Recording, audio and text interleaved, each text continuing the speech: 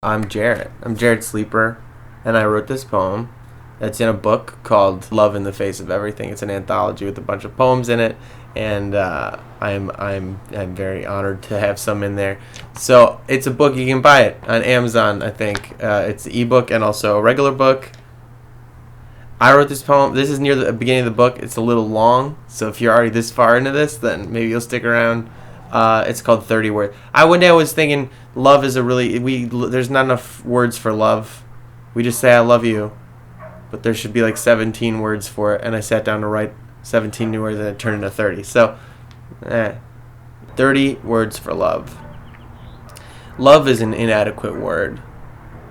I do not love you the same as I love my mother, and I do not love my mother the same as my brother, and I do not love you in 15 years as I love you in this moment, and I do not love you now as I did 5 years ago. So perhaps we could have a growing taxonomy of love and new words to go with. 1. Guan. When you can feel all living things, their breath and yearn and yawn and lope, but could not be more alone. 2. Oosh. When every hair stands on end, your hands tremble at her smell and gaze when you feel it at the corners of your jaw and subconsciously track every move she makes around the room like echolocation. 3. Kata. When you barely knew he was a human being and you felt embarrassed and cringed when he looked at you that way, you thought he was powerless and out of his depth and shallow and nothing, and then some slow way your walls disappeared and you realized you were just terrified of the quiet enormity of him, and it was just so much more comfortable to see an ocean as a puddle.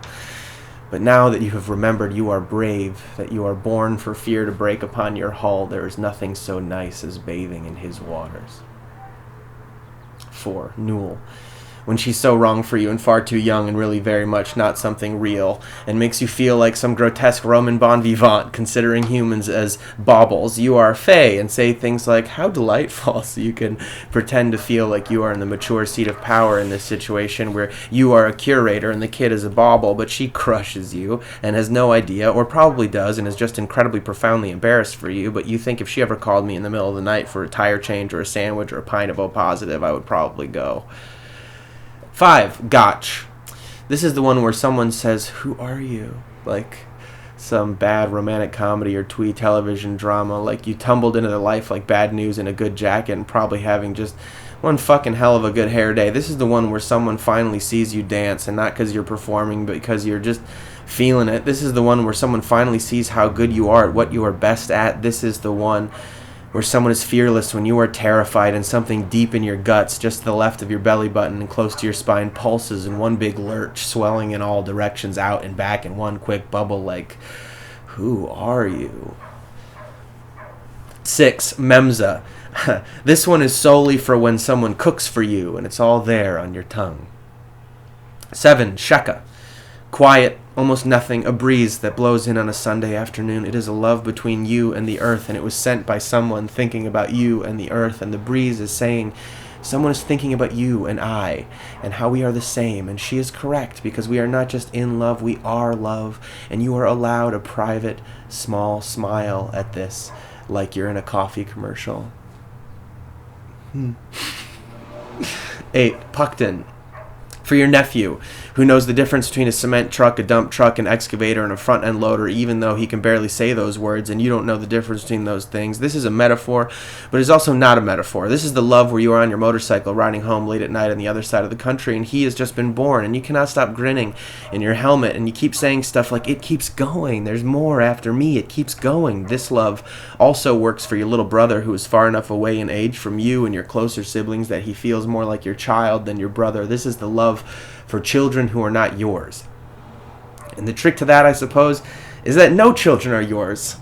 Like that prophet said, they are life's longing for itself. So this is just the love for our children who are not ours, and I didn't need to put so fine a point on it, I suppose. 9. Reshti. This is the one where you just think about the kids you would have.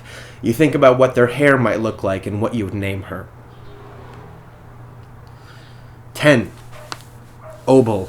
Sunshine on a cloudy day, the month of May when it's cold outside. 11. Lopsy. What you feel for your dog or cat. 12. Lopsa. What your dog or cat feels for you.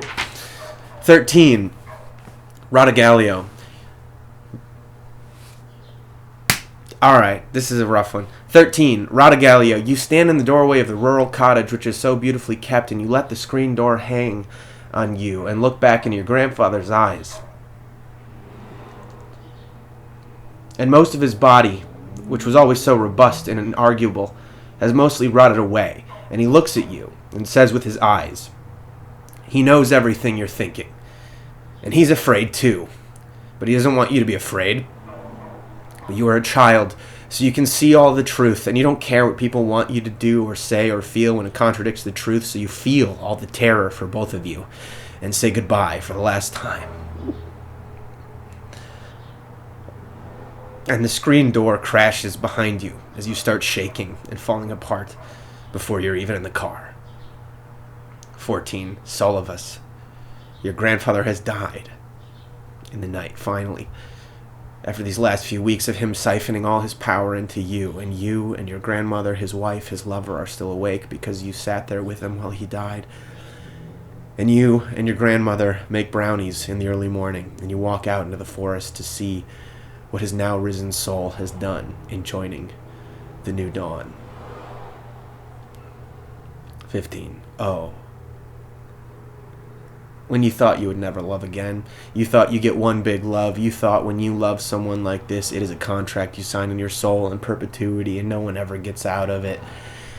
And you get to wear black dresses the rest of your life and enjoy your bonnets, but then she walks in and swallows the sun and you never knew it could be this thing. 16. Chant. Reserved for professionals and adepts, for shamans and priests and shapeshifters and idiots and weirdos. This is a holding love. This is when she begins to cry and you know it is turning into weeping and you barely know each other, but you lay down and you hold her with all the strength you can because it is perhaps your calling or simply your function. You create a net for her to dissolve into without fear of losing her important parts. You create a sky she can throw all her stars into where she doesn't have to worry about them shooting off in other galaxies and can be reasonably sure she will only find one or two new constellations after this love is swept under the rug, and rightfully so. It is extremely functional and very important. Do not be too precious about it. 17. Huspa. Oof, those jeans. 18. Kamza. You watch him get dressed and he has no idea what he is. She will never know the holy scripture written in the play of her back and shoulders, the shape and movement of that body. 19. Lanto, for what happens in the woods and under the moon. 20. Wenge.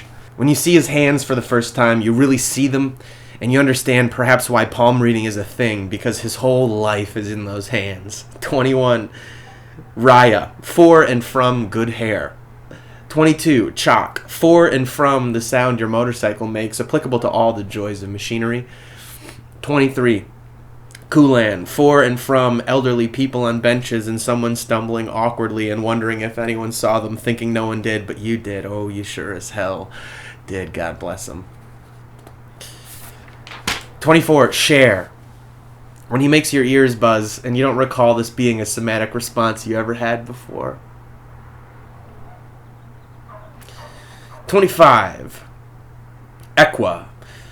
You've thought about this for so long, so many times, and you finally kiss, and it is exactly the same as if you have both done this a million times before, and at some point enough walls drop and all you have truly felt all this time and could never say comes pouring out one set of y'all's eyes, whoever's braver or stupider first, and it's as palpable as opening an oven door. It just blasts you. And you cannot breathe for several eternal moments, and it will be stuffed back into a hidden place shortly after, but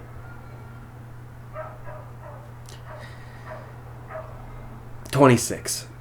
Dashti. This one is for the constant, inevitable collision between the two of you. There is some language your bodies know. It is the vocabulary of true mates, and it is different from anything your human selves can deal with. It is the language of Eve and the snake. It is the language of foxes and wolves, of horses and bears. Coyote and the moon laugh at you both because they wrote most of the books that use the language of this love, and Coyote and the moon are both kind of assholes.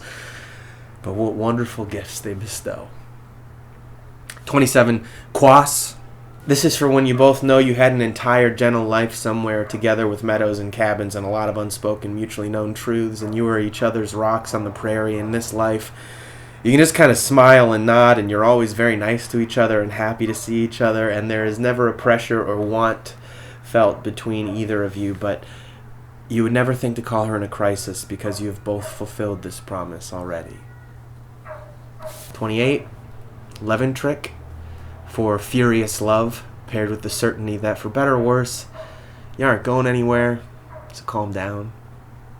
29, mecker, forehead pressed to forehead, expressed in this way only and usually exhausted. And 30, Hasha, for all that has passed between us.